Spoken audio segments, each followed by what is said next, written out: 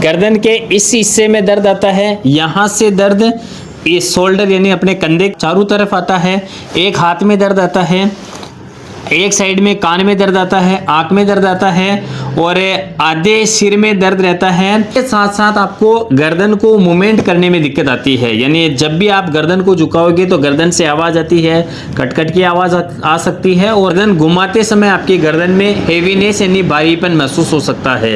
कई बार ऐसा होता है जो दर्द है वो गर्दन से होकर आपके चेस्ट में आगे की तरफ आने लगता है, जिससे आप घबरा जाते हो और आप ECG वगैरह करवाते हो, अन्य कई सारी रिपोर्ट्स करवाते हो, जांचें नॉर्मल आती है, फिर भी आपके गर्दन में और आपके चेस्ट में दर्द बना रहता है, तो उसका मेन कारण सर्वाइकल स्पॉन्डिलोलाइटिस हो सकता है। आपके गर्दन के हिस्से में नसों के दबने की वजह से इस तरह की तकलीफ आ सकती है।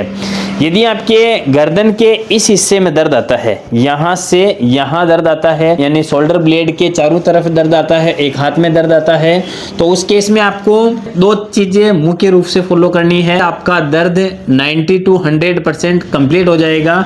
इसके लिए आपको सीधा लेटना है, इस तरह से बेड पे सीधा लेटना है, अपने दोनों हाथों की कोहनियों को एक दूसरे हाथ से पकड़ना है और इस तरह से आपको यहाँ लाना है और गर्दन को लटकाना है।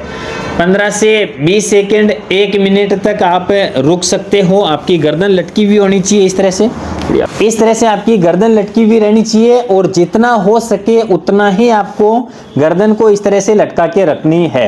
इससे आपके शोल्डर में खिंचाव महसूस होगा, गर्दन के हिस्से में खिंचाव महसूस होगा और जितना हो सके उतनी देर ही रुकना है, ज़्यादा जबरदस्ती नहीं करनी है।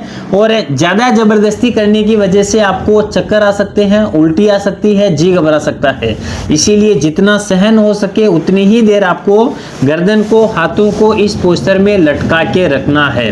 एक दिन में कम से कम 5 से 7 बार आप इस एक्सरसाइज को फॉलो करिए।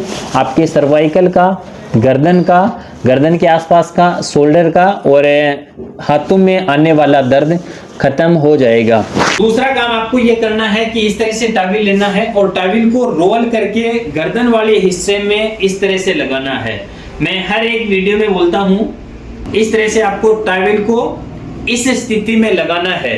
ना तो आपका तकिया सिर पे रहना चाहिए और ना ही आपका तकिया कंधों के नीचे रहना चाहिए, केवल गर्दन के हिस्से में टॉवेल आना चाहिए। इन दोनों चीजों को फॉलो करके आप अपने गर्दन के दर्द को कंप्लीट कर सकते हो बिना किसी मेडिसिन के।